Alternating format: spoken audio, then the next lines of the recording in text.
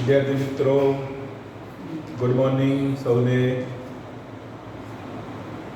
આપણે ગયા પીરિયડ સુધી ન્યુક્લિયોટાઇડની વાત કરી ગયા વિદ્યાર્થી મિત્રો. ન્યુક્લિયોટાઇડ અને પ્રત્યેક ન્યુક્લિયોટાઇડમાં 3 ઘટકો હતા: નાઇટ્રોજન બેઝ, શર્કરા અને ફોસ્ફેટ. ચલો આની વાતો ઝડપથી કરી લઈએ. તો આ એક ન્યુક્લિયોટાઇડ છે, બીજો ન્યુક્લિયોટાઇડ છે, ત્રીજો ન્યુક્લિયોટાઇડ છે, ચોથો ન્યુક્લિયોટાઇડ. આ એક ન્યુક્લિયોટાઇડમાં પહેલો કાર્બન, બીજો, ત્રીજો, ચોથો અને આ પાંચમો કાર્બન છે. આપણે ભણી ગયા કે નાઇટ્રોજન બેઝ ક્યાં જોડાય? તો શર્કરાના પહેલા કાર્બન સાથે. આ શર્કરાનો આ પહેલા કાર્બન સાથે નાઇટ્રોજન બેઝ N ગ્લાયકોસિલિક બંધથી જોડાય.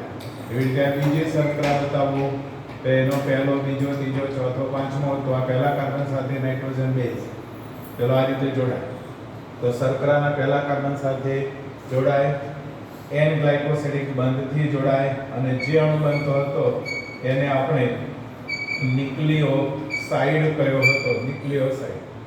વિદ્યાર્થી મિત્રો, હવે હું આની અંદર નાઇટ્રોજન બેઝ એ લખું અને આટલા બે જ ઘટકો જોડાઈને બને તો એને આપણે એડેનોસાઇન.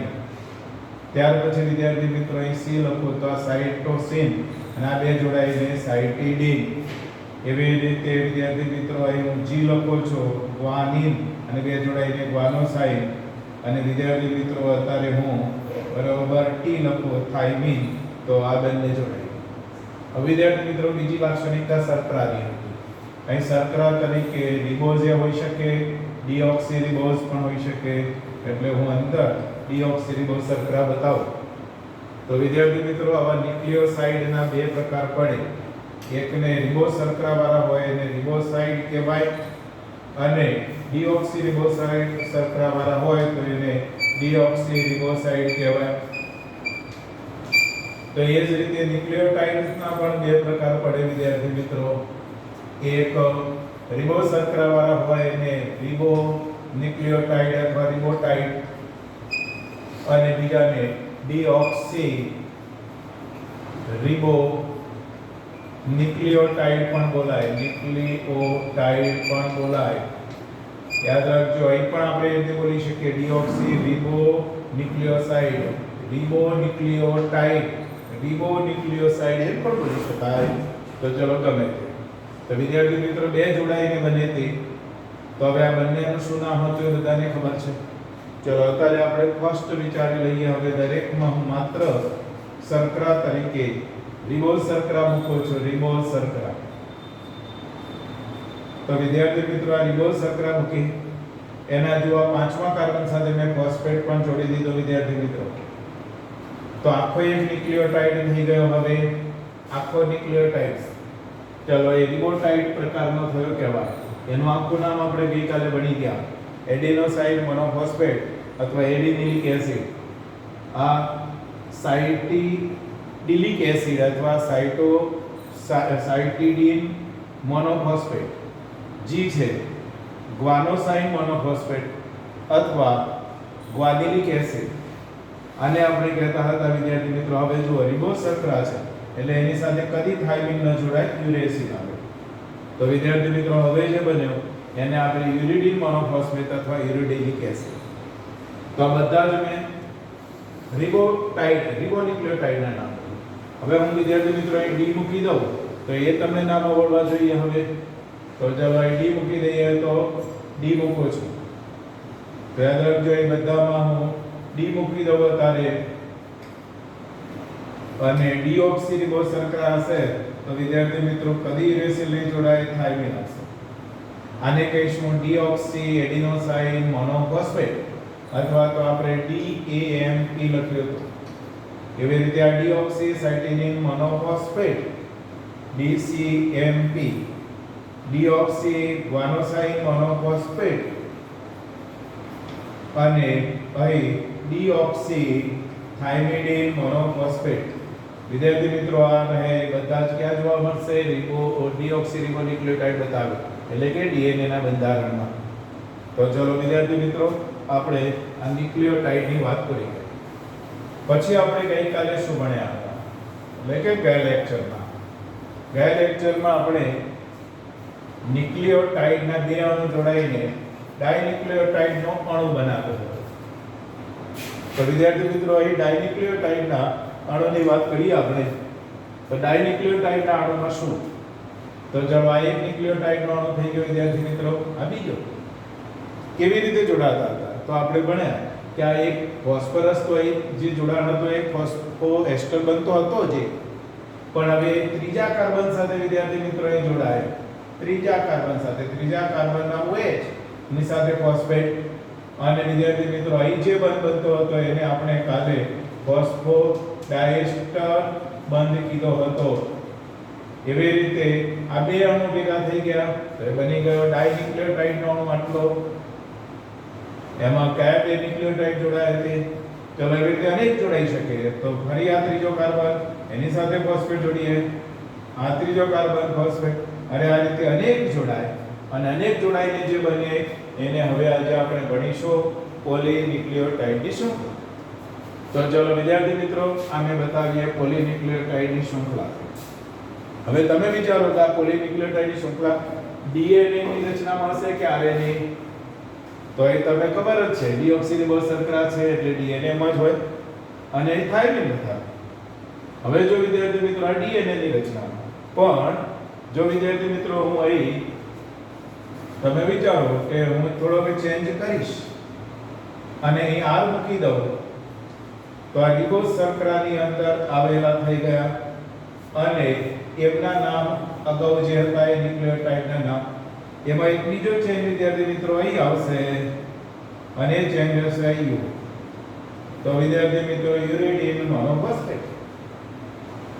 તો ચલો આ રીતે વિદ્યાર્થી મિત્રો આ જે પોલીન્યુક્લિયોટાઇડની શૃંખલા થઈ, હવે આખી શૃંખલા થઈ, એ શૃંખલા આરએનએ ની રચનામાં હશે, કારણ કે જો રિબોઝ શર્કરા છે અને મેં યુરેસિલ બતાવે એમાં.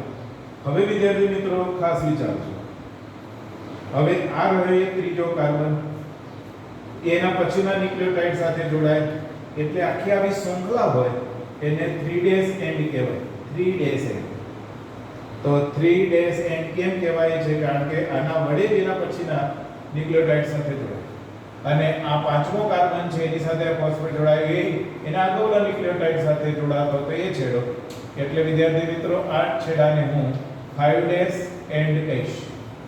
તો વિદ્યાર્થી મિત્રો કોઈ પણ પોલીન્યુક્લિયોટાઇડની શૃંખલા હશે બરાબર, એના આવા બે એન્ડ્સ બનવાના, એક 5' એન્ડ જ્યાં ફોસ્ફેટ હશે ત્યાં, અને જ્યાં ફોસ્ફેટ નથી એવો ત્રીજા કાર્બન વાળો એન્ડ શર્કરાનો એને 3' એન્ડ.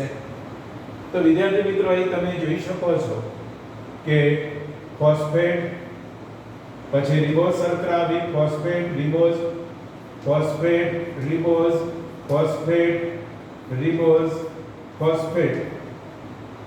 અહીં તમે જોઈ શકો છો કે ઓલ્ટરનેટ છે અને ribose, phosphate ribose, phosphate ribose, phosphate ribose, phosphate ribose.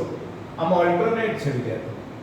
અને આ જે રિબોઝ શર્કરા છે એ રિબોઝ શર્કરા સાથે આ રીતે પાર્શ્વ બાજુએ જોડાયેલા રિબોઝ શર્કરા સાથે જોડાયેલા નાઇટ્રોજન બેઝ છે, એવી રીતે આ રિબોઝ શર્કરા સાથે જોડાયેલા, અહીં જોડાયેલો, એવી રીતે આની સાથે જોડાયેલો, આ 3' એન્ડ થઈ ગયો, આ 5' એન્ડ થયો વિદ્યાર્થી. તો અહીં આખી આ શૃંખલાને આપણે બીજી રીતે દર્શાવી.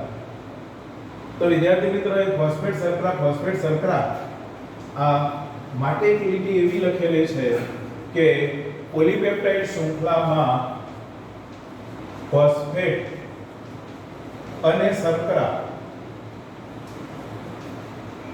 આધાર બેકબોન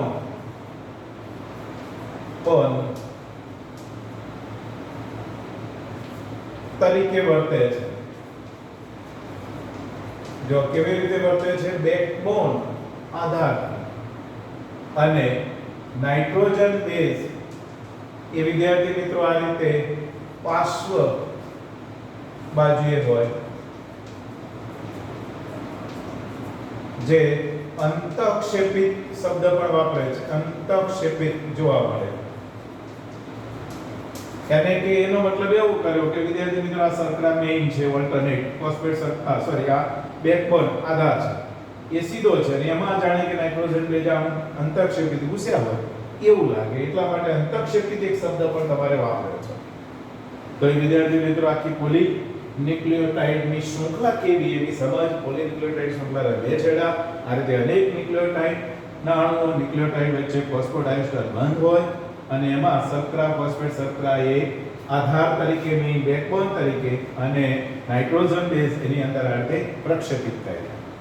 તો વિદ્યાર્થી મિત્રો આટલી જો સમજ ક્લિયર હોય તો હવે આપણે આગળનો મુદ્દો વિચારીએ અને એ છે પોલીન્યુક્લિયોટાઇડની શૃંખલામાં હવે આરએનએ અને ડીએનએ ની રચના. તો ચલો ફર્સ્ટ વિચારો તમે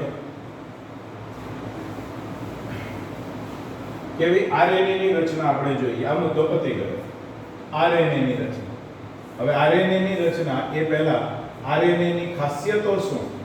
ખાસિયત તો હવે એમાં મુખ્ય ખાસિયતની વાત કરીએ તો એમાં રિબોઝ શર્કરા હોય, પછી થાઇમિન ન હોય એની જગ્યાએ યુરેસિલ હોય, અને ત્રીજી ખાસિયત મોટા ભાગે એક જ એની શૃંખલા હોય, મોટા ભાગે એક જ શૃંખલા એની જોવા મળે. આ આરએનએ ની ખાસ ખાસિયતો છે. તો હવે તમે કલ્પના કરી શકો કે એમાં એક જ શૃંખલા બતાવે, એની અંદર શર્કરા જો રિબોઝ જ બતાવે, નાઇટ્રોજન બેઝ જુઓ તો એમાં મેં યુરેસિલ જ બતાવે, થાઇમિન ના બતાવે. આ મેઇન બેઝિક આરએનએ ની રચના છે. હવે જો એક જ શૃંખલા હોય તો આપણે એને એસએસઆરએનએ કહીએ છીએ. સિંગલ આ શૃંખલાને અંગ્રેજીમાં શૃંખલા માટે આપણે બોલીએ છીએ સ્ટ્રેન્ડ.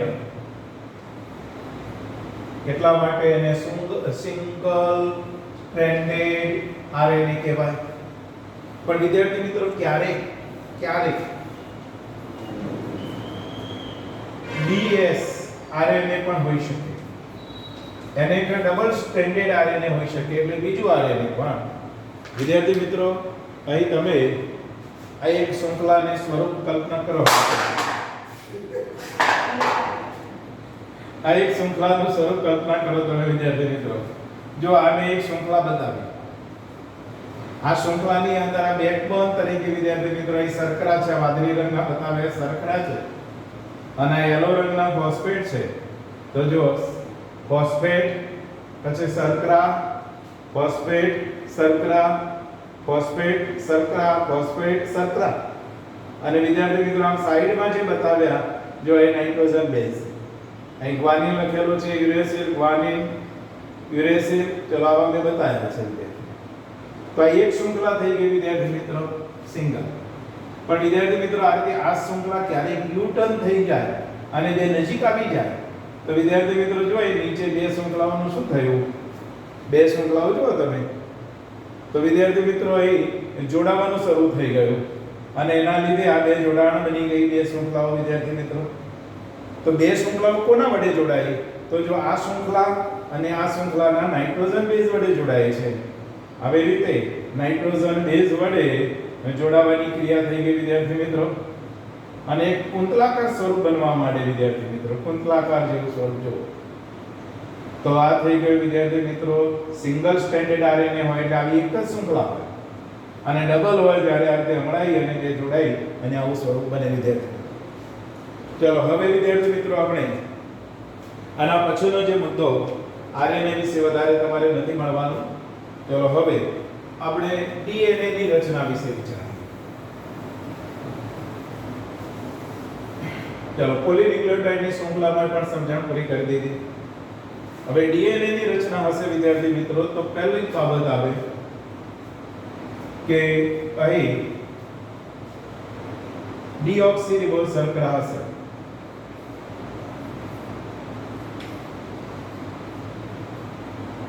આ એક ચોક્કસ પ્રકારના ન્યુક્લિયોટાઇડનો ક્રમ થયો. તો હવે એક એક ન્યુક્લિયોટાઇડને આપણે deoxy adenosine monophosphate, deoxy cytidine monophosphate, deoxy guanosine monophosphate, deoxy thymidine monophosphate. હવે આવા ન્યુક્લિયોટાઇડ ફોસ્ફોડાયસ્ટર બંધથી જોડાઈ ગયા. તો વિદ્યાર્થી મિત્રો 4 ન્યુક્લિયોટાઇડ જોડાય તો કેટલા ફોસ્ફોડાયસ્ટર બંધ બને? તો 3 જ. તો ચલો 3 ફોસ્ફેટ બંધ બની ગયા, 4 ન્યુક્લિયોટાઇડ જોડાઈ ગયા. અહીં પણ હવે જો હું શર્કરા ખાલી બદલી નાખો, ડીઓક્સીરિબોઝ, ડીઓક્સીરિબોઝ. અહીં પણ છેડો 3 ડેશ જ બોલાશે, થાઇમિન આવી જશે. અહીં પણ વિદ્યાર્થી મિત્રો હમણાં આધાર તરીકે આ શૃંખલામાં મેઇન આધાર તરીકે કોણ છે? તો શર્કરા ફોસ્ફેટ જ છે વિદ્યાર્થી મિત્રો, બેકબોન તરીકે. જેમ આપણે અગાઉ બોલે તો કોઈ પણ પોલિન્યુક્લિયોટાઇડની શૃંખલા હોય એમાં બેકબોન તરીકે કોણ આવે? તો શર્કરા અને ફોસ્ફેટ જ આવે. નાઇટ્રોજન બેઝ કદી ના. નાઇટ્રોજન બેઝ તો અંતઃપ્રક્ષેપિત થયેલા છે, પાછો જ. તો વિદ્યાર્થી મિત્રો આ ડીએનએ ની રચનામાં આવેલી એક પોલિન્યુક્લિયોટાઇડની શૃંખલા થઈ. પણ વિદ્યાર્થી મિત્રો હવે જોઈએ તો મોટા ભાગે જે ડીએનએ જોવા મળે છે એ ડીએનએ બે શૃંખલા ધરાવતું હોય છે, શૃંખલા ધરાવતું હોય છે, જેને આપણે ડીએનએ કહીએ, ડબલ સ્ટ્રેન્ડેડ. અને આપણા અભ્યાસમાં આવા ડબલ સ્ટ્રેન્ડેડ ડીએનએ ની વાતો થયેલી છે. તો ચલો ડીએનએ ની રચના જે હું ભણાવીશ એ કેવું ડીએનએ બતાવીશ? તો ડબલ સ્ટ્રેન્ડેડ ડીએનએ બતાવીશ. તો હવે વિદ્યાર્થી મિત્રો આપણે ડબલ સ્ટ્રેન્ડેડ ડીએનએ ભણવું છે. તો ચલો કલ્પના કરીએ, હવે હું આને દૂર કરું. તો વિદ્યાર્થી મિત્રો હવે થોડાક આપણે વિચારી લઈએ કે હમણાં જે phosphate, deoxy, phosphate, deoxy, phosphate, deoxy, phosphate અને ડીઓક્સી બેકબોન બતાવી દીધું. ડીઓક્સીરિબોઝ શર્કરા સાથે A, C, G અને T આ 3 ડેશ એન્ડ થયો, આ થયો એ 5 ડેશ એન્ડ. હવે વિદ્યાર્થી મિત્રો ડીએનએ ની રચનામાં બે શૃંખલાઓ છે. એ શૃંખલાઓ ની ખાસ લાક્ષણિકતા છે, પ્રતિ સમાંતર હોય છે. જો પ્રતિ સમાંતર, આથી તે એકબીજાની પૂરક અથવા પ્રતિકૃતિ, જેને આપણે અંગ્રેજીમાં કહીએ તો ટેમ્પલેટ શૃંખલા તરીકે. ખાસ યાદ રાખજો કે ડીએનએ માં આવેલી બે શૃંખલાઓ પ્રતિ સમાંતર એટલે પ્રતિ ઓપોઝિટ, પ્રતિ એટલે વિરોધી, અને એન્ટી અને સમાંતર પાછા પેરેલલ. તો આ એક શૃંખલા. હવે હું બીજી શૃંખલાની વાત કરું વિદ્યાર્થી મિત્રો, તો બીજી શૃંખલા PD, જો બીજી શૃંખલા પહેલા બતાવી દો. તો આ બીજી શૃંખલાને મેં બેકબોન બતાવ્યું. આની સાથે જોડાયેલો વિદ્યાર્થી મિત્રો એ બતાવી દીધો. જો વિદ્યાર્થી મિત્રો આ એક શૃંખલા, તો એનો આ 3 ડેશ એન્ડ થયો અને આ 5 ડેશ એન્ડ, કારણ કે આ ફોસ્ફેટ ગ્રુપ વાળો છે. તો યાદ રાખજો બે વિરુદ્ધ થઈ ગઈ વિદ્યાર્થી મિત્રો, પ્રતિ સમાંતર, પ્રતિ શબ્દ ક્લિયર. સાથે સાથે વિદ્યાર્થી મિત્રો જો બંને પેરેલલ છે એટલે સમાંતર, તો પ્રતિ સમાંતર હોય બે શૃંખલાઓ. અને એના છેડા પણ તમે જોઈ શકો ઓપોઝિટ. હવે વિદ્યાર્થી મિત્રો બે શૃંખલાઓને પ્રતિકૃતિ કેમ કીધી? તો હવે બે શૃંખલાઓ એકબીજા સાથેનું જોડાણ, બે શૃંખલાઓનું જોડાણ નાઇટ્રોજન બેઝ વડે થાય. તેમની વચ્ચે નબળા હાઇડ્રોજન બંધ રચાય. તેમની વચ્ચે નબળા હાઇડ્રોજન બંધ રચાય. અને એ પણ ફિક્સ જ છે કે એડેનિન થાઇમિન સાથે બે નબળા હાઇડ્રોજન બંધ રહે. બે H બંધ થી જોડાય અને ગ્વાનિન સાઇટોસિન સાથે 3 H બંધ થી જોડાય. એટલે વિદ્યાર્થી મિત્રો જો હવે A તો હવે T જ મૂક્યો કારણ કે આની વચ્ચે બે નબળા H બંધ આવે. H બંધ બતાવે. G ની સામે C 3 નબળા H બંધ. તો વિદ્યાર્થી મિત્રો આ રીતે 2 અથવા 3 નબળા H બંધ બનશે. અને વિદ્યાર્થી મિત્રો આવા અસંખ્ય બંધ બનશે કારણ કે બે પોલીન્યુક્લિયોટાઇડની શૃંખલાઓ લોટ લાંબી છે ન્યુક્લિયોટાઇડને એની વચ્ચે આવા જે નાઇટ્રોજન બેઝ વચ્ચે નબળા હાઇડ્રોજન બંધ બનાવવાના છે. એના લીધે વિદ્યાર્થી મિત્રો જેટલી શૃંખલા લાંબી કેટલા નબળા હાઇડ્રોજન બંધ વધારે એટલું એનામાં સ્થાયિત્વ વધે. સ્થાયિત્વ વધે મતલબ કે એ બંધારણ ચેન્જ ન થાય, જળવાઈ રહે લાંબો સમય સુધી. તો આના સ્થાયિત્વ માટે જ્યારે આરએનએ ની અંદર સિંગલ લાઈન હોય, સિંગલ શૃંખલા, એટલે એનામાં સ્થાયિત્વ પ્રમાણમાં ઓછું હોય. હવે વિદ્યાર્થી મિત્રો અહીં તમે જોઈ શકો છો કે હવે મેં પૂરક લખ્યું છે શબ્દ કેમ, પ્રતિકૃતિ કેમ. તો ચલો એક શૃંખલાની અંદર આપણે ક્રમ 5' થી 3' તરફ જતા એક શૃંખલાનો ક્રમ કેવો છે તો A C G T આવો છે. તો વિદ્યાર્થી મિત્રો એની ઓપોઝિટ શૃંખલા હોય એનો 5' શેડો 3' શેડો તો એનો ક્રમ કેવો હોય A C G T. વિદ્યાર્થી મિત્રો 5 થી 3 તરફ શૃંખલા બને એટલે ક્રમ પણ આ રીતે જ વંચાય. આનો ક્રમ એટલા માટે જો એક્ઝેક્ટ પૂરક છે. A હોય તો T જ હોય, G હોય તો સામે C જ હોય, G હોય તો C જ હોય, C હોય તો G જ હોય, T હોય તો A જ હોય. એટલા માટે પૂરક અથવા તો આપણે પ્રતિકૃતિ શૃંખલા તરીકે એને બોલવામાં આવે છે વિદ્યાર્થી મિત્રો. તો ચલો આ એક લાક્ષણિકતા બીજી સમજો. બે શૃંખલાઓની વાત કરી. હવે વિદ્યાર્થી મિત્રો ત્રણ બાબતો અહીં ક્લિયર થઈ ગઈ. એક પ્રતિ સમાંતર, વિરુદ્ધ અને સમાંતર એક બાબત. બીજી બાબત આપણે પૂરક પ્રતિકૃતિ કેમ કીધી બે શૃંખલાઓને એકબીજાની પ્રતિ, અને બે શૃંખલાઓનું જોડાણ કઈ રીતે તો નાઇટ્રોજન બેઝ. અહીં તમે બીજું વિચારશો તો A અને G કોણ છે તો પ્યુરિન છે, અને T અને C કોણ છે તો પેરિમિડિન છે. માટે કલ્પના કરો કે A અને T અને G અને C નું પ્રમાણ કેવું હશે કોઈ DNA માં. તો એના પ્રમાણને લગતા ઇર્વિન ચારગ્રાફ નામના વૈજ્ઞાનિકે તારણ પણ આપેલા છે આના લગતા. પછી વિચારીએ. ઇર્વિન ચારગ્રાફે આ નાઇટ્રોજન બેઝનું જે જોડાણ છે એમાં એનું પ્રમાણ કેવું હોય એની સમજ આપતા તારણ આપેલા છે. પછી હવે ચલો આ બે પેરેલલ શૃંખલાઓ મેં બતાવી. એમ હવે ત્રીજી વિચારીએ આકૃતિ આના જેવી જ. હવે એની પેરેલલ શૃંખલા કેવી તો કલ્પના કરો તમે વિદ્યાર્થી મિત્રો કે ભાઈ આને સામે નાઇટ્રોજન બેઝ આવવાનો, ચલો આ જ રીતે આવવાનો, કોણ આવવાનો એ ખબર હોવી જોઈએ તમને. અને ચલો એટલા માટે હું પ્રથમ નાઇટ્રોજન બેઝ બતાવું વિદ્યાર્થી મિત્રો. જો મેં નાઇટ્રોજન બેઝ, તો હવે આ નાઇટ્રોજન બેઝ હંમેશા અહીં આવેલી જે શર્કરાના પહેલા કાર્બન સાથે જોડાવાના છે વિદ્યાર્થી મિત્રો. તો ચલો એનો આ પહેલો કાર્બન હું બતાવું હવે જોડાણ.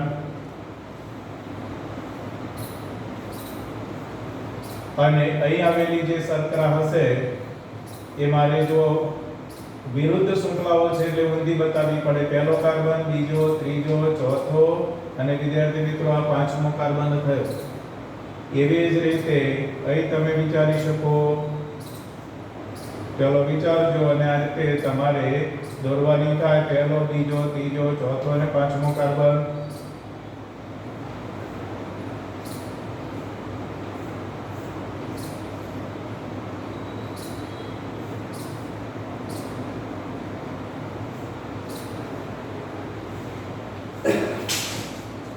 હવે વિદ્યાર્થી મિત્રો અમે શર્કરા બતાવ્યો. પહેલા કાર્બન પાંચમો કાર્બન છે ત્યાં આ રીતે આપણે ફોસ્ફેટ ગ્રુપ જોડાયેલું બતાવી દઈએ. એવી રીતે આ રહ્યો તે અને એની સાથે જોડાયેલું ફોસ્ફેટ ગ્રુપ. એવી જ રીતે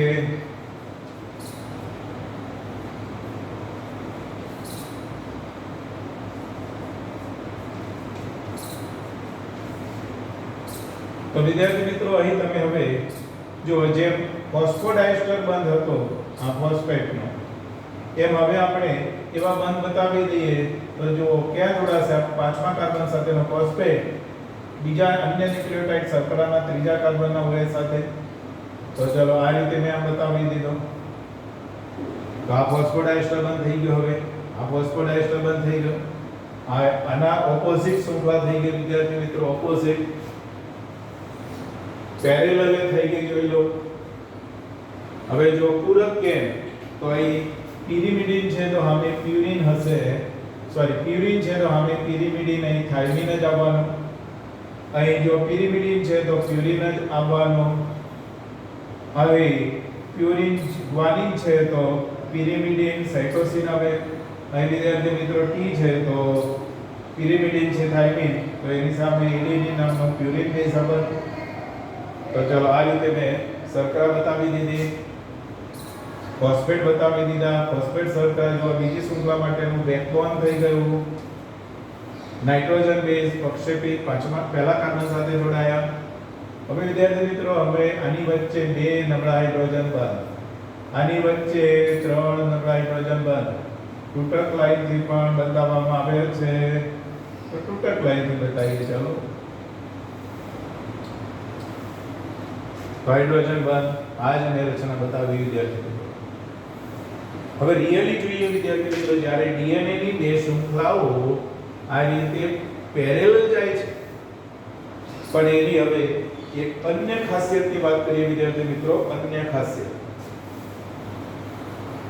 તો હવે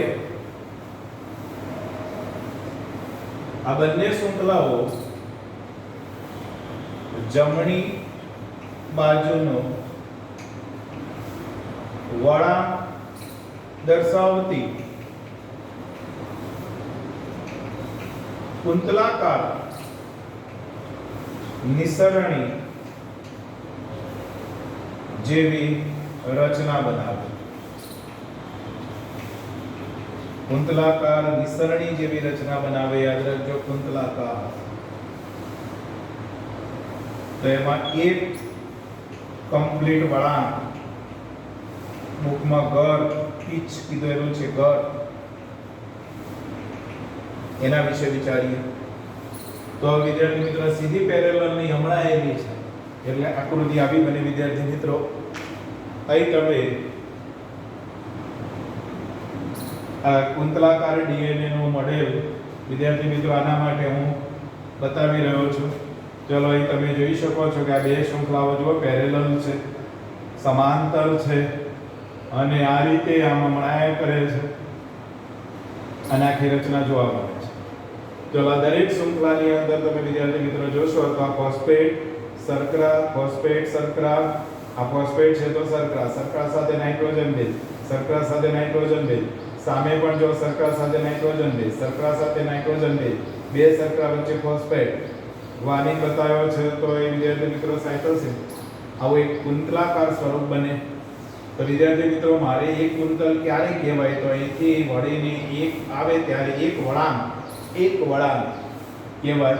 તો આ એક વળાંકની સમજને વગેરે મેળવીએ વિદ્યાર્થી મિત્રો. તો અહીં તમે હવે કલ્પના કરજો કે મેં આ લીટી બતાવી વિદ્યાર્થી મિત્રો શું છે? તો યાદ રાખજો, આ ફોસ્ફેટ શર્કરા વાળો ભાગ છે, બેકબોન.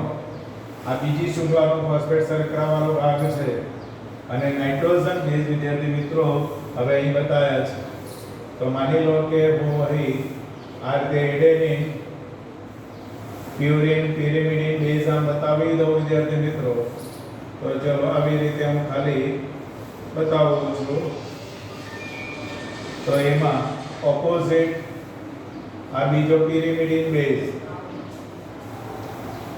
તમે જોઈ શકો, એ હોય તો ટી હશે, જી હોય તો માની લો કે સી હશે. એવી રીતે ચલો આ બધી બેઝ છે.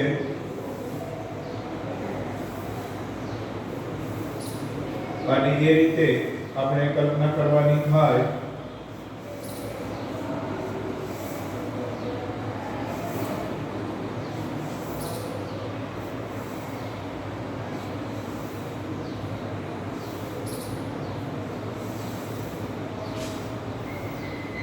ચલો વિદ્યાર્થી મિત્રો આ રીતે કલ્પના કરવાની આખી થાય. તો હવે અહીં વિદ્યાર્થી મિત્રો જ્યાં જોડાણ થશે ત્યાં કલ્પના કરો તમે. અહીં કોણ હશે? તો શર્કરા શર્કરા શર્કરા અને બેની વચ્ચે ફોસ્ફેટ. અહીં પણ ફોસ્ફેટ શર્કરા શર્કરા બેની વચ્ચે ફોસ્ફેટ આપણે બતાવવું પડે. તો ચલો આ રીતે વિદ્યાર્થી મિત્રો કુંતલમય સ્વરૂપ બને છે. અને આ કુંતલમય સ્વરૂપ વિદ્યાર્થી મિત્રો કલ્પના કરી શકો તમે આ કુંતલમય સ્વરૂપ કેવી રીતે. તો હવે વિદ્યાર્થી મિત્રો આ કુંતલમય સ્વરૂપ કલ્પના કરો. જો આ મેં શૃંખલાને અપ બતાવી અને આ બીજી શૃંખલાને અહીંથી અપ બતાવી એટલે તમને આઈડિયા હોવો જોઈએ કે જો આ કુંતલમય સ્વરૂપ બને છે તો એમાં એક વળાંક કોને કહેવાય વિદ્યાર્થી મિત્રો? એક વળાંકની વાત કરીએ. એક વળાંક આપણે એને કહીશું કે જ્યારે કોઈ સીડી ચડવાની શરૂઆત થાય તો અહીંથી આમ થઈને અહીં આવે ત્યારે એક કુંતલ કહેવાય વિદ્યાર્થી મિત્રો. તો માની લો કે અહીંથી સીડી ચડવાની શરૂઆત કરો છો એટલે અહીં આવે અડધો, બીજો અડધો આંટો. તો આટલેથી આટલું ડિસ્ટન્સ એને મારે કહેવાય એક પૂર્ણ કુંતલ અથવા વળાંક. અને એક પૂર્ણ કુંતલ વળાંકનું ડિસ્ટન્સ થાય છે વિદ્યાર્થી મિત્રો 3.4 નેનોમીટર. હવે નેનોમીટર એટલે બધાને ખબર હશે કે 1 નેનોમીટર બરાબર 10⁻⁻ મીટર નેનોમીટર છે. તો આ રીતે એક કુંતલ એક વળાંકનું ડિસ્ટન્સ આટલું થાય. તો વિદ્યાર્થી મિત્રો એમાં કેટલી નાઇટ્રોજન બેઝની જોડીઓ આવી? તો જો આને હું ગણું તો 1 2 3 4 5 6 7 8 9 10. આને નહીં ગણીશ કારણ કે એના પછીના કુંતલમાં ગણીશ. તો વિદ્યાર્થી મિત્રો આ રહ્યા એ બધી જ આમ થઈ એટલે વિદ્યાર્થી મિત્રો અહીં જોડી હું ન બતાવી શકું એટલા માટે ટપકો બતાવેલો છે. તો વિદ્યાર્થી મિત્રો હવે બે જોડી વચ્ચે આ નાઇટ્રોજન બેઝની જોડી થઈ કહેવાય. એટલે નાઇટ્રોજન બેઝની જોડીને હું શું કહીશ? બેઝ પેર. બેઝ પેર જો સામસામે છે એટલે બેઝ પેર તો અથવા તો આખી ન્યુક્લિયોટાઇડની જોડી ગણીએ તો બે બેઝ પેર વચ્ચેનું અંતર તો એકમાં 10 બેઝ પેર છે તો પછી બે બેઝ પેર વચ્ચેનું અંતર 3.4 નેનોમીટર થાય. 0.34 કુંતલનું અંતર 3.4 નેનોમીટર એનાથી 10મો.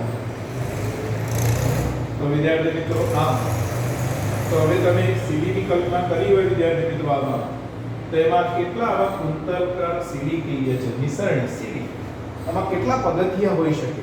કલ્પના કરશો એક કુંતલમાં કેટલા પગથિયા? તો જેટલી જોડીઓ છે એટલા પગથિયા 10. તો વિદ્યાર્થી મિત્રો 10 પગથિયા છે. તો એક કુંતલમાં બે પગથિયા વચ્ચેનો ખૂણો કેટલો હોય? બે પગથિયા વચ્ચેનો ખૂણો કેટલો હોય? તો વિદ્યાર્થી મિત્રો બે પગથિયા વચ્ચેનો ખૂણો 36 એંગસ્ટ્રોમ હશે. કારણ કે એક કુંતલ એટલે પૂરો આંટો 360 ડિગ્રી અને એમાં 10 પગથિયા 10 ભાગીએ. ક્યાં ગણતરીને આધારે કંઈ પ્રશ્ન પૂછે યાદ રાખીએ. અને વિદ્યાર્થી મિત્રો આખું આ જે કુંતલાકાર સીડી બને છે એનો આ વ્યાસ કેટલો થાય? કુંતલાકાર સીડીનો વ્યાસ તો યાદ રાખજો કે એ 2 નેનોમીટર થાય છે. 2 નેનોમીટર. બીજા શબ્દમાં વિદ્યાર્થી મિત્રો હું 3.4 નેનોમીટરની જગ્યાએ 34 એંગસ્ટ્રોમ પણ મૂકું. 34 એંગસ્ટ્રોમ. તો અહીં વિદ્યાર્થી મિત્રો 20 એંગસ્ટ્રોમ. અહીં વિદ્યાર્થી મિત્રો 3.4 એંગસ્ટ્રોમ. કેમ આવું મૂક્યો હું? હવે કલ્પના તમારે કરવાની બરાબર કે 1 નેનોમીટર બરાબર 10 એંગસ્ટ્રોમ. એટલા માટે તો આ એક કુંતલાકાર કલ્પના આપણે પૂરી કરી કે જ્યારે બે શૃંખલાઓ હમણાય છે ત્યારે જમણી બાજુનો આવર્તન યાદ રાખજો. આ વિધાન ડાબી બાજુ લખે તો ખોટું આવર્તન દર્શાવે અને એવી કુંડલાકાર નિસરણી જેવી રચના વળાંક ગર્ત જોવા મળે. તો વિદ્યાર્થી મિત્રો, આ ડીએનએ ની રચના ડબલ સ્ટ્રેન્ડેડ ડીએનએ ની રચનાની વાત. હજુ વિદ્યાર્થી મિત્રો, હવે પછી ફરી પાછું આપણે ડીએનએ આરએનએ વિશે ભણીએ છીએ, પણ મગજમાં પહેલો આટલો બરોબર કોન્સેપ્ટ ક્લિયર કરો, સમજવા પ્રયત્ન કરો. ચલો ફરી આવતા પિરિયડમાં આપણે થોડીક આગળ વધીએ. Lagi lah kan